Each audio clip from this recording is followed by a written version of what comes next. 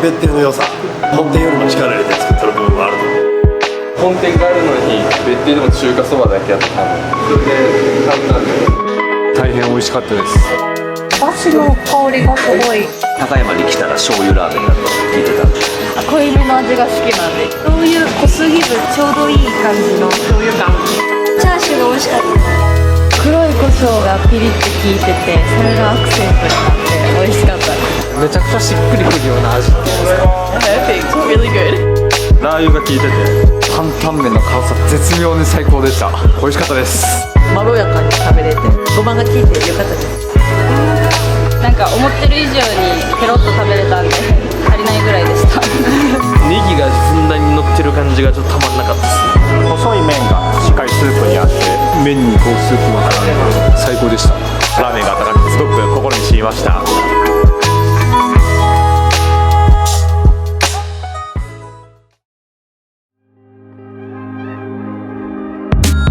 高山駅乗鞍口。駅前の横断歩道を渡って北方向へ交差点まで進みます。こちらの高山駅北交差点を右折して国分寺通りをずっと直進します。次の信号の横断歩道を渡ると左手に三重塔と大イチョウで有名な飛騨国分寺があります。さらに直進して信号の横断歩道を渡ります。このぐらいまで来ると観光の中心地に入り、お店や人通りも増えてきます。すると右手に高山ラーメンの超人気店麺屋白川本店があります。そしてその先を少し進むと再び右手に麺屋白川の看板が目に入ります。こちらのお店は麺屋白川の高山の2号店として誕生した麺屋白川別邸。大人気の白川の中華そばと別邸自慢の担々麺が大好評な飛騨高山の行列のできるラーメン屋さんです。そんなラーメン屋さんの一日を覗き見してみましょう。料理長の朝さんは9時頃には出勤して開店の準備に取り掛かります。昔のままの宝石屋さんのシャッターを開けるとラーメン屋さんらしい店構えが姿を現します。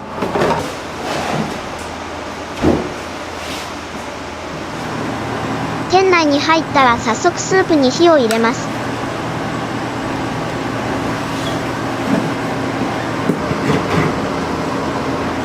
そして調理用の食材を準備し始めます。茹で麺機にも火を入れてお湯を沸かします。トッピングの食材を茹で麺機の上に置いて温めておきます。今日の麺が入荷しました。麺は毎朝届くそうです、感じ毎朝ですね。土日は特にちょっと多めに発注して、はいはい。本店と同じ麺。いやちょっと違う。あ、違うんですか。はいへえ。向こうは伸びにくいんですけど、はい。うちはちょっと早く伸びちゃうような。でも一応縮れ麺ではある。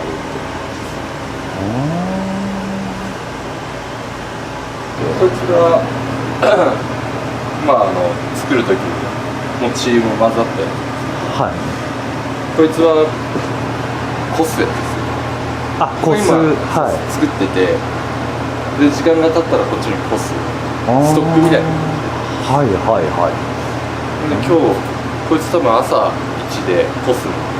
あ、はいはいはい。こっちに。じゃあこれ段階でこう3つに分かれているってことなんですね。じゃあベースのスープは担々麺も中華も同じなんですね。チャーシューを取り出して炙り焼きの準備をします。煮卵はお湯で塩抜きしておきます。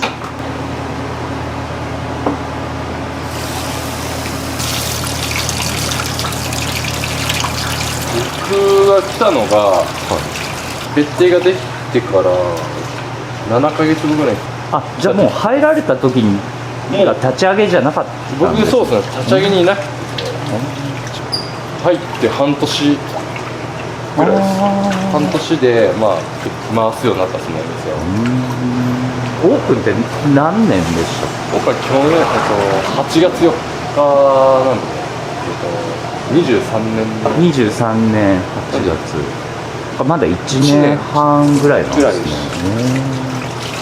この建物もともとの残そうっていう意思はどういうなんかあるんですかね？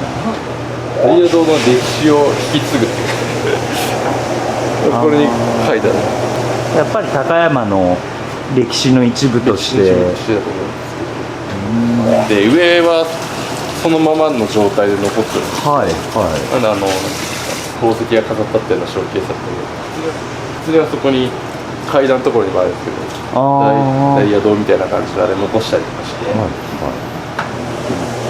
まあすごい面白いですよね。 2回行くと雰囲気がガラッと変わる。そうですね客席は4人掛けのテーブル席が3つにカウンター席があります。そして2階の客席は団体客用として使用しています。本店と同じく感謝の割り箸。メニューはこのようなラインナップです。主力はこちらの2品。本店直伝の代表メニュー高山中華そば。豪華なトッピングのデラックスとトッピングすべてマシマシのスーパーデラックスがあります。そして別邸オリジナルの看板メニュー白川担々麺。さらにスパイシーな赤皮、黒ごま風味の黒皮、植物性のクリーミーな豆乳スープの豆皮と担々麺は全4種類。豪華なトッピングのデラックスも各種あります。追加のトッピングや替え玉も注文できます。やっぱ本店があるのに別邸でも中華そばだけやと多分そうですよね。面白くないのと思ったんだけど、それで担々麺やって今ではもうだいぶ担々麺が人気で、夜なんかは中華そばより担々麺って担々麺はちょっと他の担々麺と違う感じがあって、はい和風担々麺みたいな。はいはいはいはい。まあ、本店はその今じゃ昼営業なんですけど、うち夜もやってるんですよ、その夜でも白川が食べれるみたいな、昼営業のスタッフも出勤しました。開店に向けて店頭の準備も開始します。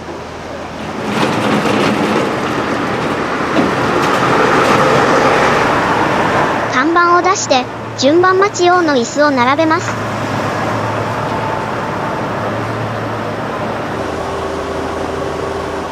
店頭の準備が整った直後からお客さんが続々と並び始めます。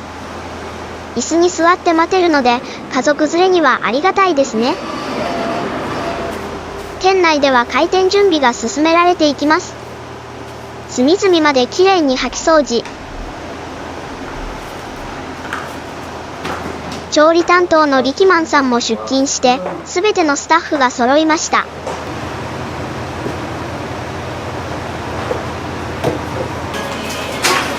スープのアク取りをして調理に備えます。とっても美味しそうなスープに仕上がっています。鶏ガラを煮込んでいる新しいスープに煮干しを追加してさらに煮込みます。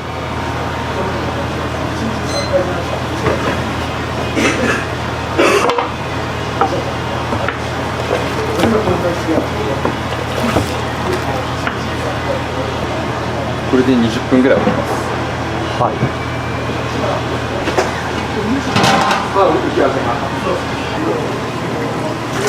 調理用のスープにチー油を加えます。そしてチャーシューの炙り焼きを開始します。チャーシューを一枚一枚並べて表面をこんがりとバーナーで炙ります。香ばしい風味がラーメンの味を引き立てます。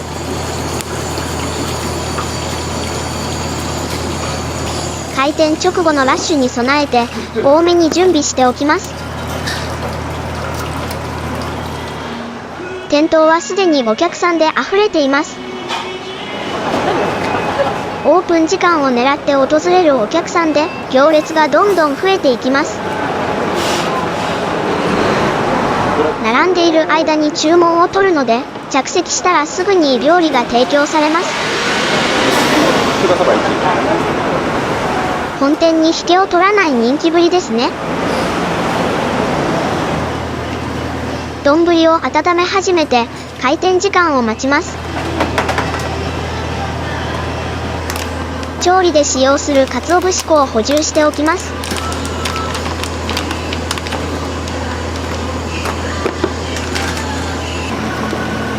すべての準備が整ったので、いよいよ開店します。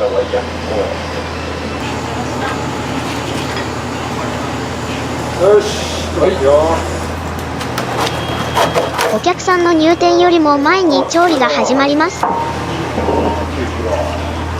すでに注文を聞いているので、手際よく作っていきます。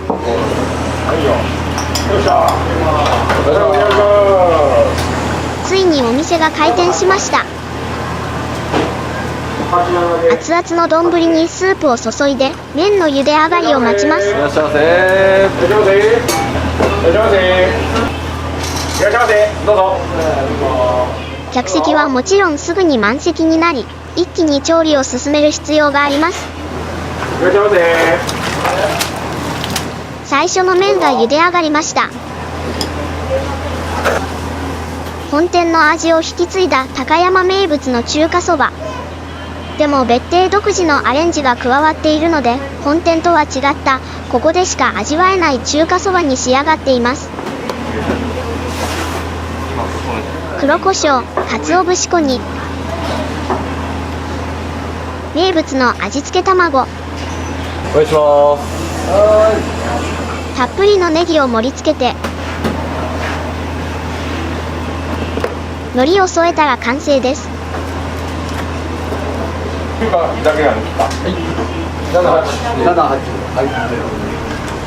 麺の茹で時間が45秒から50秒ほどなので、とても短い間隔で次々にラーメンを仕上げていきます。お願いします。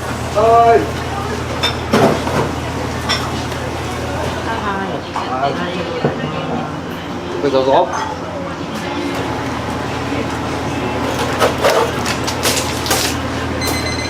麺が茹で上がったらすぐ次の麺を茹で始め、茹で上がるまでの約1分間でトッピングを仕上げます。最初にメンマ、そしてチャーシューをトッピング。デラックスはチャーシューが5枚乗ります。味付け卵は糸で美しく割ります。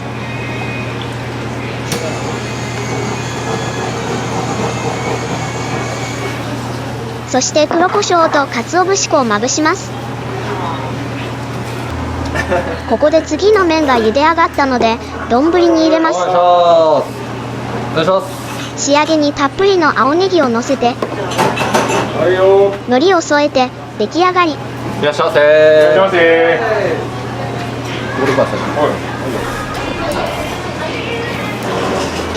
そしてすぐに次に取り掛かります。麺をほぐしてメンマをトッピング。柔らかくてジューシーなチャーシューと味がしっかり染み込んだ絶妙な半熟具合の味玉、それらがトッピングされたデラックスの注文が多いです。デラックスに入れます。9番か。9番。はい。お願いします。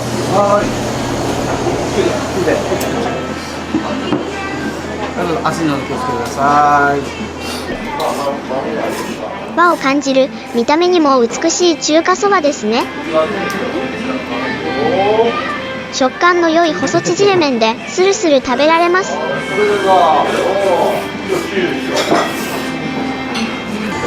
厨房ではまだまだ止まらずに調理を続けています。ここで本日初めての担々麺のオーダーが入りました。本店が培ってきた中華そばのスープをベースに、ごまの濃厚な返しとピリ辛なチャーシューのそぼろとの相性は抜群で、新しい名物メニューとして人気を得ています。中華そばとの食べ比べも良さそうですね。だんだんと担々麺の注文が増えてきました。温めた丼に返しを入れます。白河担々麺は特製の白ごまベースの返し。麺を茹で始め、丼にスープを注いで、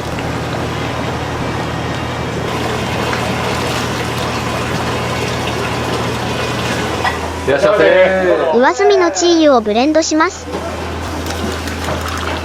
よく混ぜて返しをなじませます。麺の茹で時間は中華そばと同じく約50秒。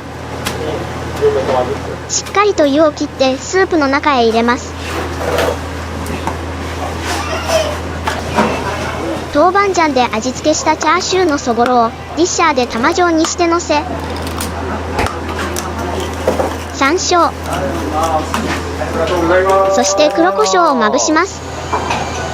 水菜をたっぷりとトッピング。チー油を加えて、仕上げにラー油をかけます。最後に糸唐辛子をのせたら完成です。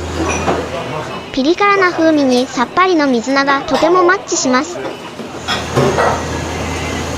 こちらは白河担々麺の味玉トッピング。みんな卵に。いいぞせん。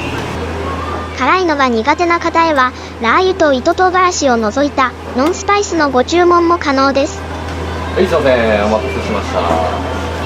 ノースパイス。開店から今まで猛スピードでラーメンを作り続けたので、一通りお客さんへ料理が行き渡りました。ありがとうございます。こっちを返します。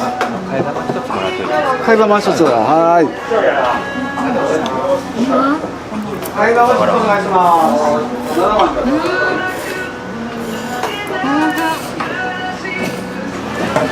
開店のラッシュが一旦落ち着き、お客さんが入れ替わります。テーブルは必ずきれいに拭き掃除。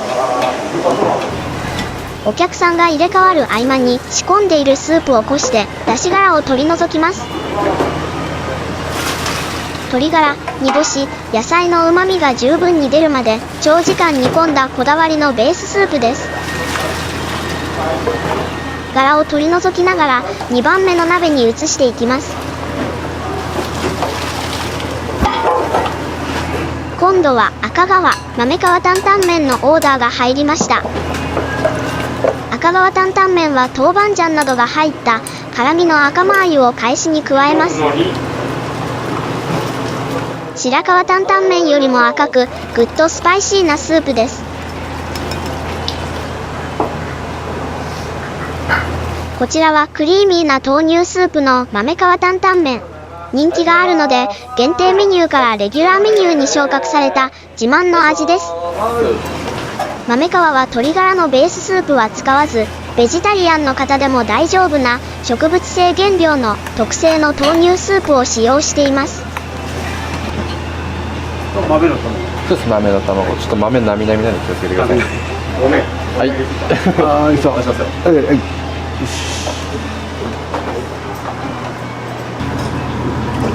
また豆皮担々麺の注文が入りました。豆乳のスープを鍋で温めて丼に注ぎます。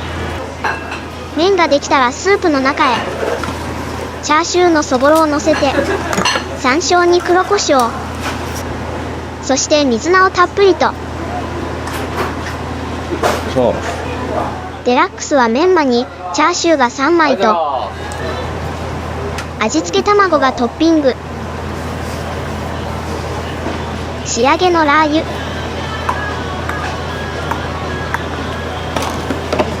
いしょ。糸唐辛子をのせて完成です。よいしょ。8番。8番。はい。1個ずついきます。はい。白デラ豆デラ。高山縄グルメの代表ともいえる高山ラーメン。そんな高山ラーメンの中でも絶大な人気を誇る麺屋白川の中華そば。別邸は本店からすぐ近くなので、混雑の状況を見てどちらのお店に行くのか決めるのも良いかもしれません。リサ先前から失礼します。中華そば味玉トッピングですね。はい。白川中華そばです。熱々に気をつけてください。ゆっくりどうぞ。写真映えする美味しそうなラーメンにお客さんも皆さんご満悦です。とりわけ用の小丼もあるのでシェアして味比べすることもできます。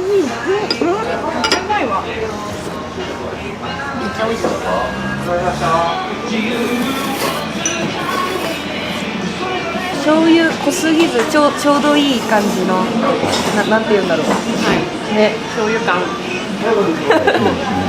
い醤油の感じと塩が効いててすごい美味しいです。濃厚で美味しかったです。行列だったんで、はい食べてみたいなって前から思ってました。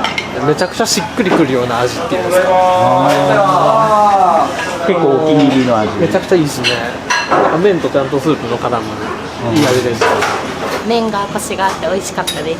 本店さんの方も。あ、行きました。あ、なるほど。あ美味しりがとう。かったです。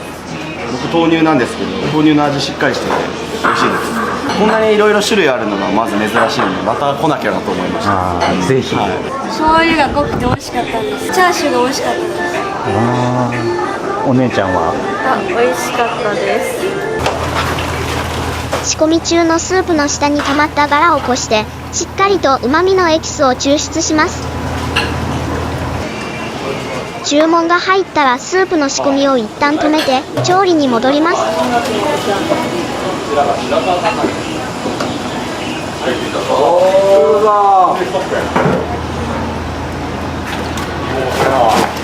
こしたガラを廃棄して残りのスープを隣の鍋に移します。ありがとうございます。あ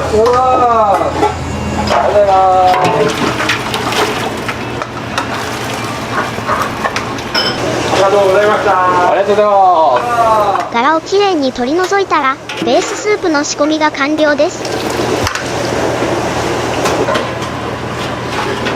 そしてまたすぐに次のスープを仕込み始めます。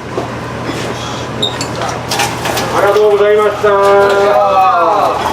高山ラーメンといえば返しを使わずスープに醤油を入れて煮込む特徴がありますが、白川の中華そばは特製の醤油の返しを使用します。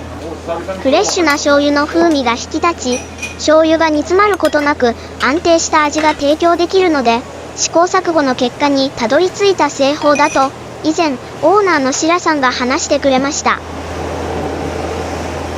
本店では醤油の返しとベーススープ、そして醤油で煮込んだスープを合わせるレシピですが、別邸では醤油の返しのみで作るので、よりストレートな醤油の風味を味わえます。さらに麺、チャーシュー、メンマ、味玉なども本店とは少し違う材料やレシピになっているので、ここにしかない中華そばの味に仕上がっています。そんな本店との味の違いを楽しむこともできるので、ぜひ両方のお店で食べてみてください。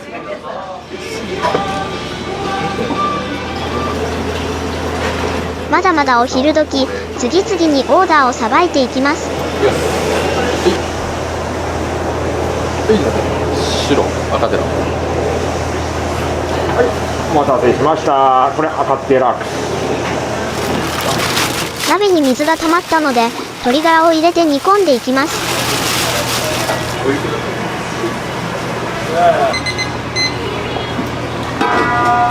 蓋をして沸騰するまで待ちます。ここで本日最初の黒川担々麺のオーダーが入りました。おい。黒川は特製の黒ごまベースの返しを使います。2025年1月に終了してしまった限定メニューですが、また復活を期待する個性的な一品です。オープンしてまだ1年半ほどの別邸ですが、今まで数々の限定メニューをプロデュースしています。たなメニュー開発に積極的なことも好印象ですが、その時にしか味わえない特別なメニューが定期的にあるので、何度来店しても楽しめる良さがあります。こちらは黒川デラックスの注文なので、メンマと水菜をトッピング、そしてチャーシューを3枚乗せて、味付け卵、ラー油をかけて、糸唐辛子を乗せたら完成。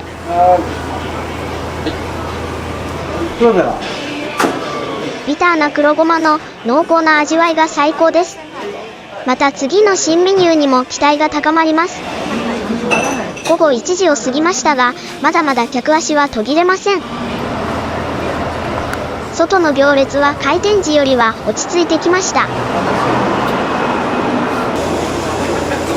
時間をかけて並んで待ってくれたお客さんへ気持ちを込めてラーメンを作ります。お客さんもお腹を空かせて待った分だけ一層美味しく味わえますね。いい先生お願いします。ごゆっくりどうぞ。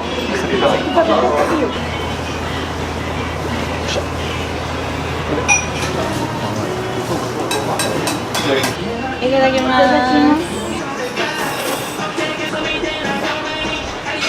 とても美味しかったです。胡椒が効いていて、とってもアクセントになってて美味しかったです。水圧に気をつけてください。どうぞ。美味しかった。美味しかった。お水を最後に美味しくいただけるぐらいの濃さのラーメンが好きなんですよ。ちょうどお水も美味しくいただきましたので、よかったです。非常に美味しかったです。胡椒がいいアクセントでした。やっぱ細い麺がしっかりスープにあってとても美味しかったです。胡椒の味が効いてとても美味しかったです。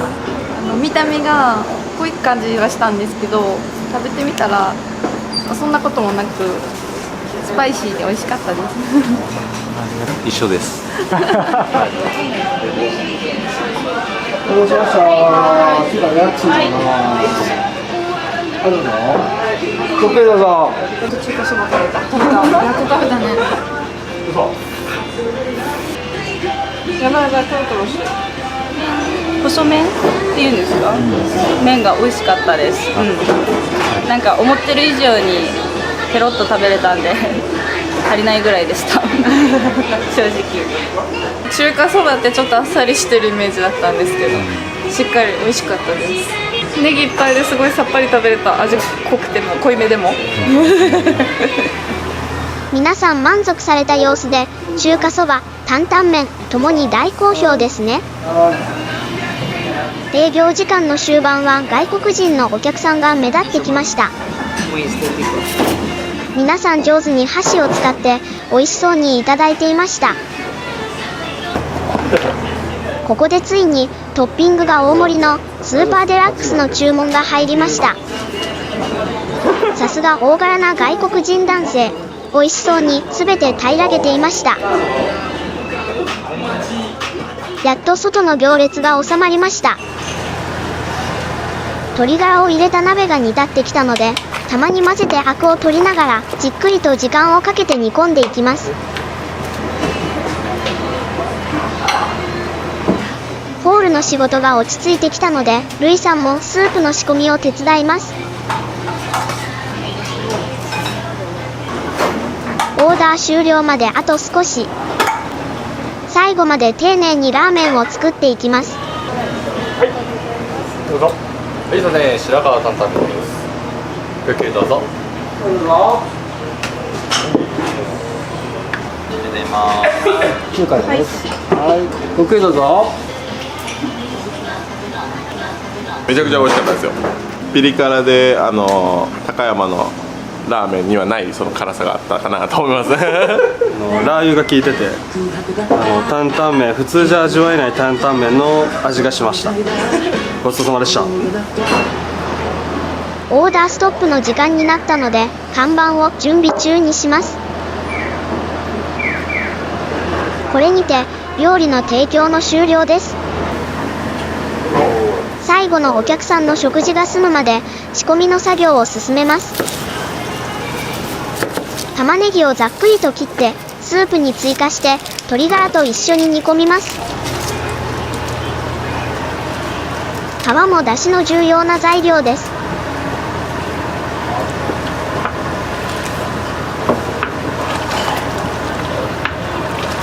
6時間ぐらい置いたらこっちにこする。ああ、なるほど。6時間だからだいたい夜営業中ぐらいで終わる感じですね。人気店なので朝夕と数珠つなぎにスープを仕込んでいく必要があります。続いて豆皮担々麺の豆乳スープを仕込みます。醤油などの和風調味料をベースにたっぷりの豆乳を入れてじっくりと煮込みます。クリーミーで深みのあるスープは豆乳食品をよく食べる外国人の方にも大好評です。続いて輪切りのネギを水にさらしてさっぱりとした辛みに仕上げます。そしてメンマを補充します。ありがとうございます。ありがとうございます。すべてのお客さんが帰られたのでシャッターを閉めます。客席のお箸とレンゲを補充します。割り箸は感謝の文字が常に見えるように同じ面にきちんと揃えて入れていきます。こういった細かい部分の心遣いが来店した際に安心感を覚えます。一通り作業を終えたので夜営業前まで一旦休憩します。休憩時間に本店へ行くと店長のジョーさんがいました。僕は担々麺とか辛いものが苦手なもんであれなんですけど、まあでも味自体はやっぱめっちゃうめえなと思うんで、なかなかうちではできんことをああやって新しく作ってくれてるんでありがたいなと思います。まあお互いね客商売でなかなかねいろんなこと大変なことまだまだあると思うんですけど、まあいろいろ勉強しながら楽しんでわちゃわちゃやれれば一番いいのかなと思います休憩を終えて皆さん戻ってきました。麺屋白川オーナーの白さんが来たので別邸さんについてお話を聞いてみました。まあ、別邸は、なんて言ったらいいかな、まあ、本店で並ぶお客さんも、いっぱいいるんで、うちで並んでもう時間ないお客さんもこっちに回して、っていうもうスムーズにねお客さんに待ってもらう時間もね、減らしてやっていけるっていうのが多分いいなと思って、やった感じかな。本当うちもありがたいけど逆に申し訳ないと思うしね、待ってもらうのがね、だからちょうどいいバランスって言ったらおかしいけどもこっちも来てもらって、っていうね、だからもう一軒作りたいぐらいね近くにね、味もやっぱね店によって同じことしても違うっていうのはもう絶対あると思うけども、別邸の良さで逆にもう材料に関してはこっちの方がねお金もかかってるしね、その分、本店よりも力入れて作ってる部分はあると思う。担々麺はもともと海外のお客さんに、ちょっと担々麺辛いちょっとねラーメンやりたいなってのもあったし、やっぱ中華そばばっかりなんでもうどっちかというと別邸は海外の人がいっぱい来れる店になればいいなと思って、冷麺、冷麺か、あれも盛岡冷麺とコラボしてねめちゃめちゃ大人気やったよ。それも毎年夏？そう、夏はもう毎年、結構名物化しそうな人気でしたよね。本当そう、もう結構ね地元の人も結構食べに来てくれたしね、夜ね、で丼ももうキンキンに冷やしてるってもう、そうだからもう本当冷たい、多分日本で一番冷たい冷麺だと思う。今後の展望みたいなのってあるんですか？やっぱ仲間でやっていきたいね、もっとさらにもうこの街を盛り上げてくる。だからもう店を盛り上げるっていうのも当然やけども高山盛り上げたい、こんな狭い田舎で、結局でもやっぱね今までガキの頃から遊んできた仲間が、本当に一緒に仕事するっていうのも本当に面白いかな、信頼感も違いますよね。だってメンバーがいいね、いやお客さんにもそれが伝わってる感じで来てて楽しいですね、お店が。本当そう、もう俺らどっちかというと味よりハートこっち。シラさん、インタビューありがとうございました。夜営業の準備が着々と進んでいます。水切りが済んだネギを容器に入れます。そしてお昼と同様に炙りチャーシューを準備します。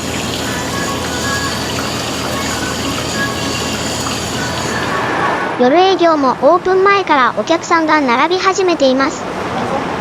本店は昼営業だけなので、別邸なら夕食に白河の中華そばを食べることができます。お待たせしました。ご案内します。オープンの時間になりました。夜営業の方があまり並ばずにスムーズに入店できます。今夜のホールはアルバイトの高校生が活躍します。お願いします。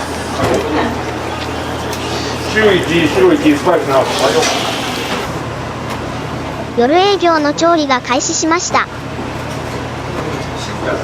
お昼と同様に開店時は店内のお客さんの料理を順番に手際よく作っていきます。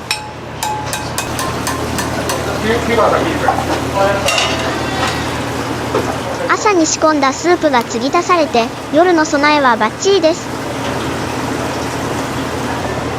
最初の注文は中華そばと白河担々麺。昼も夜もいつも同じ味を提供するためにいっぱいいっぱい心を込めて丁寧に作っていきます。高山ラーメンの特徴でもある低乾水の麺は一般的な中華麺よりもうどんのように白っぽく見えます。芳醇な小麦の風味でスープが染みて絡みやすく、お腹にも優しい麺なのでお子様も安心して食べられます。これでいこう。はい、お願いします。はい、ありがとうございます。はい、7番さん。はい。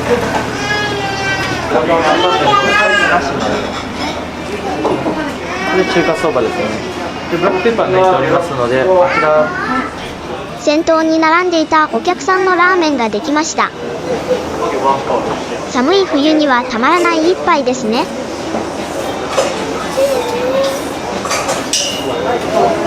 次々とスピーディーにラーメンが出来上がってきます。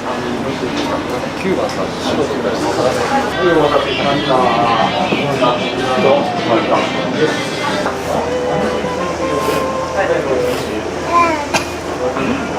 何食べた？いろんなもの食べた。いろんなもの食べた？何が美味しかった？お団子。高山観光では美味しいものをいろいろ味わえますが、高山ラーメンは絶対に外せない名物の一つですので、お腹のスペースは残しておいてくださいね。すいません、中華そばデラックスで。はい、どうぞ。ラーメン屋のほとんどが中華そば屋の高山で、高山ラーメン、担々麺とその時の気分で選べる嬉しさがあります。飛騨高山の趣にとても似合う純和風な中華そば。これ登録の波2で。そして新たに飛騨で考案されたこの担々麺も飛騨観光にぴったりの和を感じる料理に仕上がっています。席のお客さんすべてに料理が行き渡った頃にはすでに客席は満席になっていました。美味しかったです。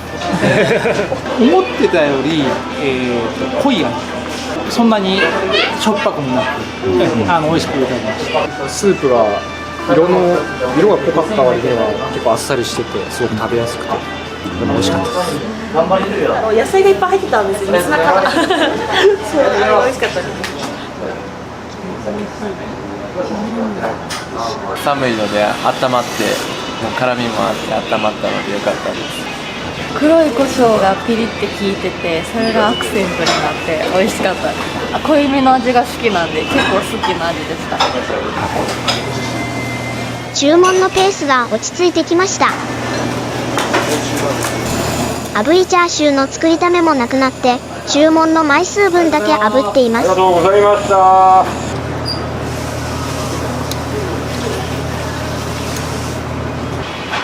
ありがとうございます。ありがとうございます。ありがとうございます。夜は外国人のお客さんの割合が増えている印象です。お願いします。はい。ありがとうございます。お願いします。上手に麺をすすって食べる外国人の方を見ると、とても微笑ましい気持ちになりますね。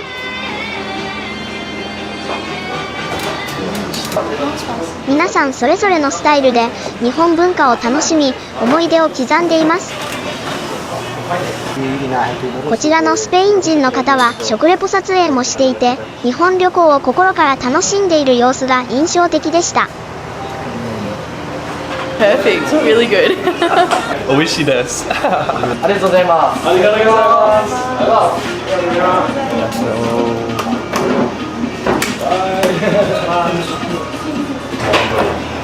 明日に備えてチャーシューをスライスします。糸を取り除いて半分にカット。そうですね。そしてここからスライサーを使って薄く切ります。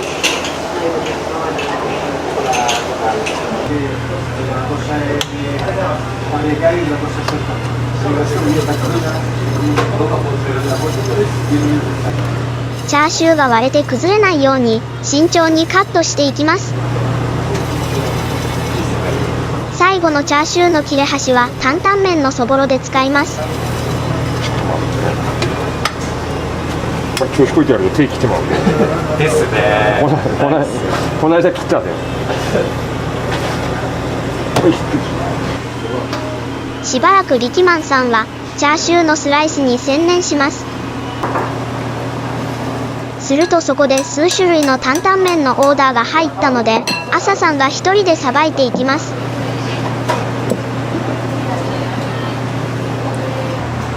白川担々麺、赤川担々麺、黒川担々麺。お願いします。寒さもあってか、夜が更けてくるにつれて担々麺の注文が増えてきました。お願いします。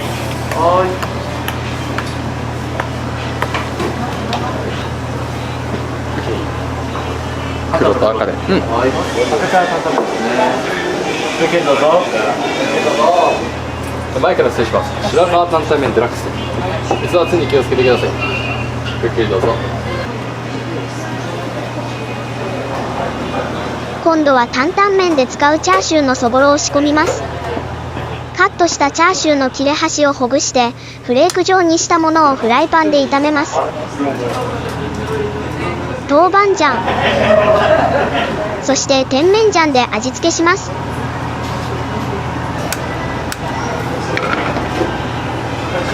火にかけてよく混ぜながらじっくりと炒めます。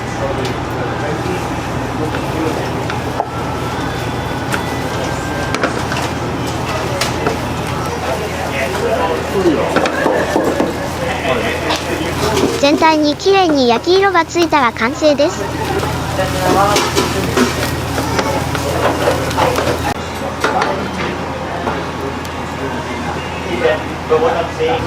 火を止めてすぐに容器に詰めていきます。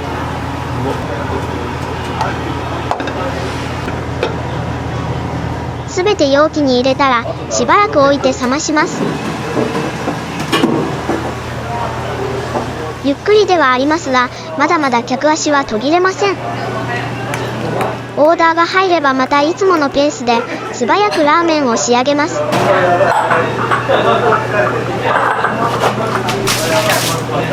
いしょ。赤と白です。はい、よいしょ。器はすに気をつけてください。それでもう一つよかったです。はい、すいません。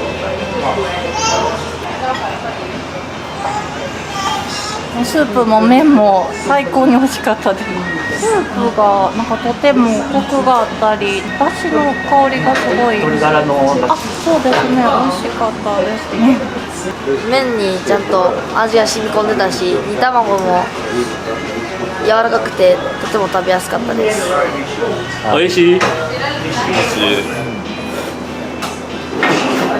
この時間になるとビールをお供にする方が増えてきます。飲んだ後の締めのラーメンとしても最高ですね。中華そばのスーパーデラックスですね。白川担々麺デラックスになります。そして本店にはない別邸独自のサービスが替え玉。よいしょ。メニューに麺の大盛りがないので替え玉でお好みの量を楽しんでいただくスタイルです。そうだから自己検査のグループミーティング中華そばを食べさせていただいたんですが、魚介と鶏ガラの味がすごく濃くてですね、で麺がしかも縮れ麺ですごく麺と絡み合ってとても美味しかったです。で特に高山寒かったので、今日名古屋から来たんですけど、寒かったのでラーメンが温かくてすごく心に染みました。午後から煮込んでいたスープが出来上がったので、また以前と同様に隣の鍋に移しながら柄を取っていきます。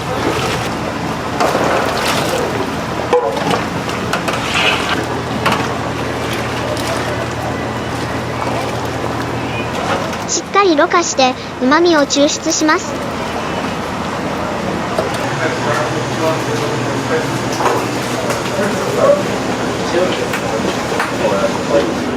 客席はまた夜の人波を迎えています。田舎町の高山は飲食店の閉店時間が早いので、この時間まで開いているお店を探すのは大変です。そんな中、このラーメンにたどり着いた方たちのお腹と心に染み渡ることは間違いありません。こ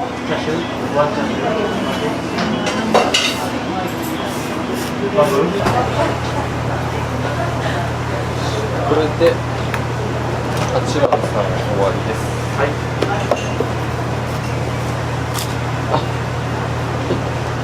ありがとうございます。ありがとうございます。大変美味しかったです。麺にこうスープが絡んで最高でした。辛かったですけど、全然もう最後になったら、まろやかに食べれて美味しかったです。ごまが効いてよかったです。ありがとうございます。ありがとうございます。すみませ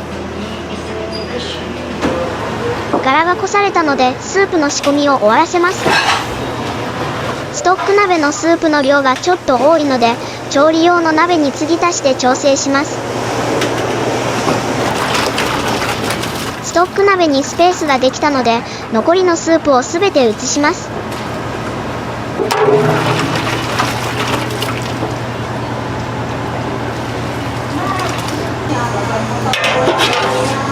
これにて今日2回目のベーススープの仕込みが完了。そしてまた続けて明日のスープの仕込みを始めます。水が溜まったら再び火にかけて鶏ガラを入れて煮込みます。鍋が沸騰するまでの間、担々麺で使う水菜を仕込みます。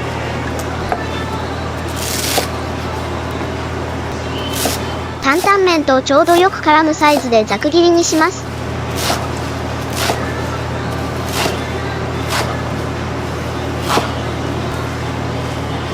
カットしたらざるに入れて水洗い。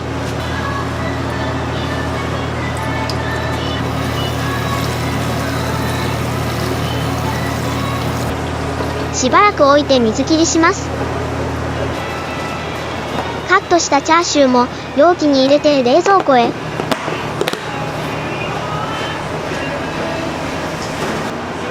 ネギは塊をほぐして水洗いします。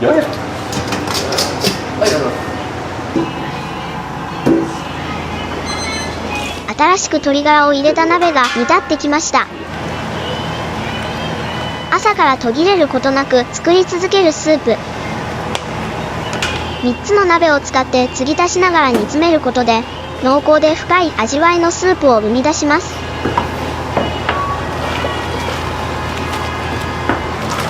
鶏ガラをよく混ぜながらアク取りします。これで1回待ちます。はい。3回ぐらい繰り返す。いよいよ客足も途絶えて客席はまばらになりました。外の人通りもなくなって街が眠りにつきます。それでもぽつりぽつりと訪れるお客さんの需要に応えるため仕込みをしながら遅くまでお店を開けています。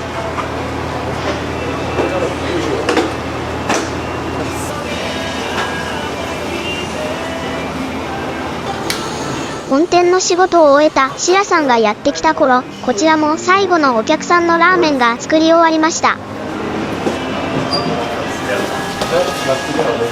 い、お待た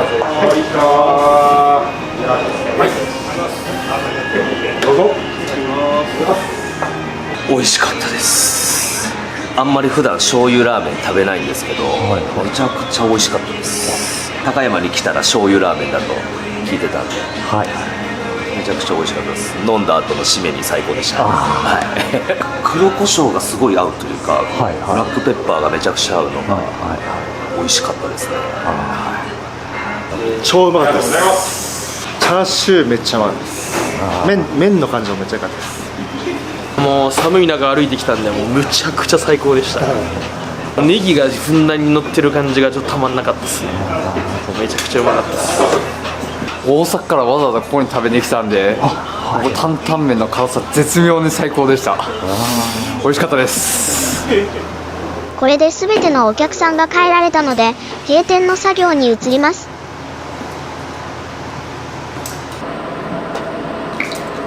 表の看板を下げて、これにて閉店です。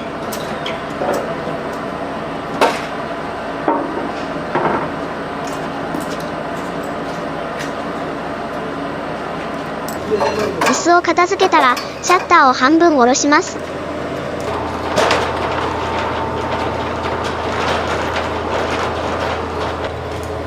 あとは店内の残った作業を終わらせます。水切りが済んだ水菜とネギを冷蔵庫へ。そして仕込み中のスープに玉ねぎを入れます。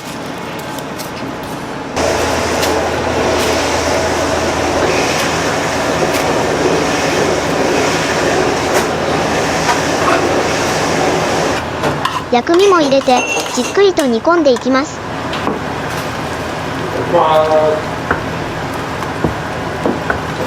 これで仕込みの作業もすべて終了しました。最後に調理場を隅々きれいに清掃します。毎日の汚れをきちんと清掃しているので、とても清潔なキッチンにお客さんも安心です。